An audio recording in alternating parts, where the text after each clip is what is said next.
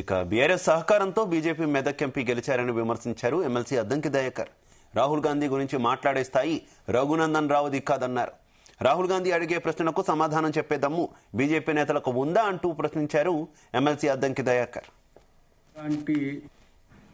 రాహుల్ గాంధీ మీద రఘునందన్ మాట్లాడుతున్నాడు అని అంటే చాలా విడ్డూరంగా కనిపిస్తున్నది. వాళ్ళ నాయకుడు మోడీ మాట్లాడలేకపోతున్నాడు, కానీ ఇలాంటి అడ్డుమారి గుడ్డుసూటిగా గెలిచిన ఎంపీలు లేకపోతే సోకాల్డ్ కొంతమంది వ్యక్తులు మాట్లాడుతున్న తీరు చూస్తే నవ్వు వస్తుంది. అసలు మీకెందుకు ఉలుకైతుందో నాకు అర్థం కావట్లే.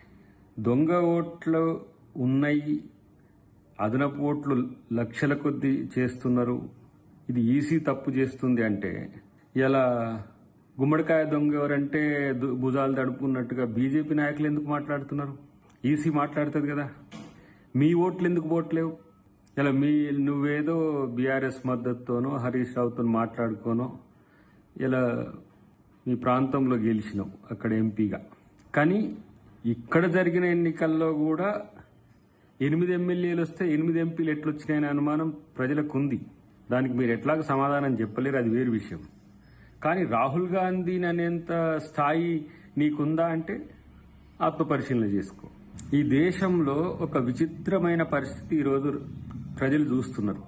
ఏంటంటే చనిపోయిన వాళ్ళతోని రాహుల్ గాంధీ గారు టీ తాగుతున్నారు. చనిపోయిన వాళ్ళు సుప్రీంకోర్టుకు వచ్చి కేసులు వేస్తున్నారు. చనిపోయిన వాళ్ళు మేము ఎట్ట చనిపోయినామో మాకే తెలుస్తలేదని చెప్పి వాళ్ళు ఆశ్చర్యపోతున్నారు. ప్రజలు చావక ముందే చచ్చే